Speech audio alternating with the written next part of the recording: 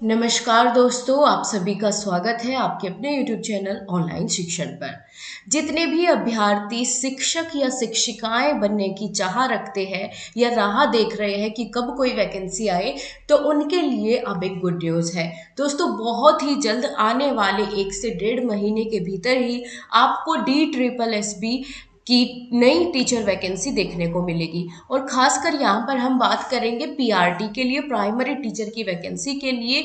तो सबसे पहले यहाँ पर अब भविष्य में जो भर्ती दिखाई दे रही है वह है DSSB, यानी दिल्ली में आपको अवसर मिलेगा शिक्षक बनने का।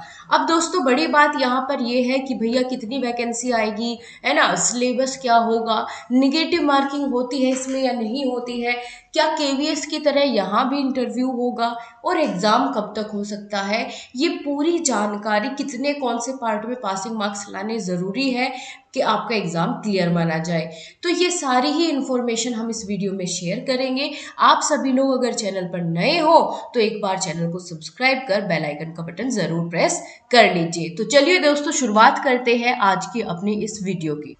सबसे पहले दोस्तों, हम इस वीडियो में बात करेंगे DSSB पीआरटी के सिलेबस में कौन कौन से सब्जेक्ट या विषय पूछे जाते हैं और उनका कितना रोल रहता है, कितने मार्क्स का कौन सा सब्जेक्ट यहाँ पर आपसे पूछा जाएगा। तो सबसे पहले यहाँ पर हम बात करते हैं दोस्तों, 20 मार्क्स की यहाँ पर आपकी हिंदी आती है। ठीक है, 20 मार्क्स की आपकी लैंग्वेज रहेगी हिंदी और 20 मार्क्स की इंग्लिश, यानी 40 नंबर आपको सिर्फ और सिर्फ लैंग्वेज से मिलने वाले हैं।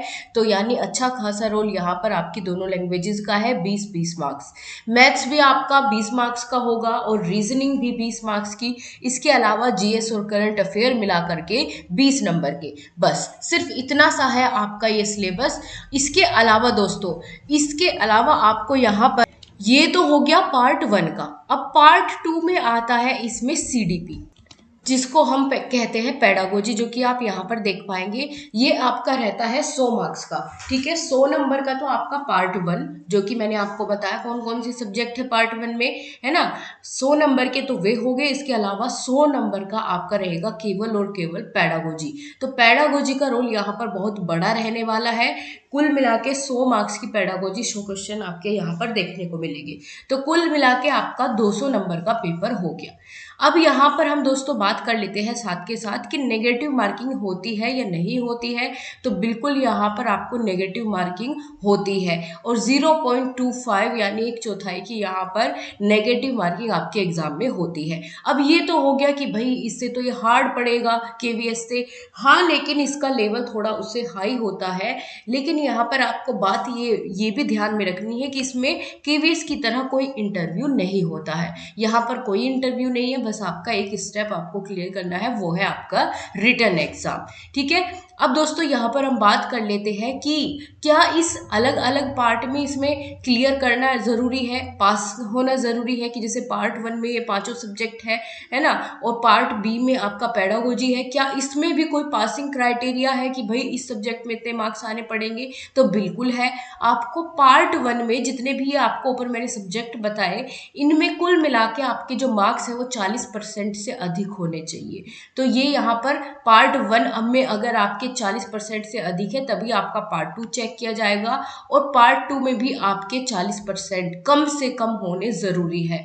ठीक है, हालांकि लाने तो आपको ज्यादा पड़ेंगे तभी आप मेरिट में आ पाएंगे, लेकिन अगर बात करें कि भाई इससे कम आने पर तो आपको इसमें फेल ही माना जाएगा। तो दोनों ही पार्ट में 40-40 मिनिमम परसेंटेज ऑफ मार्क्स आपकी आनी जरूरी है। अब ध्यान रखना है आपको, यहाँ पर एक नोट डालकर जो बात बताई गई है कि आपको इस एग्जाम के लिए, सीडीपी के लिए खास करके NIOS की पुस्तकें पढ़नी पड़ेगी। ठीक है, उसका हम आगे आपसे डिस्कस कर लेंगे किसी और वीडियो में कि कैसे कैसे कौन कौन से उसमें चैप्टर्स इंपॉर्टेंट है आपके लिए NIOS के, कहाँ से करें, वो बात अलग रख लेंगे। ठीक है, अभी आपको इतना बता देते हैं कि इसमें NIOS पार्ट 2 के लिए पढ़नी जरूरी है।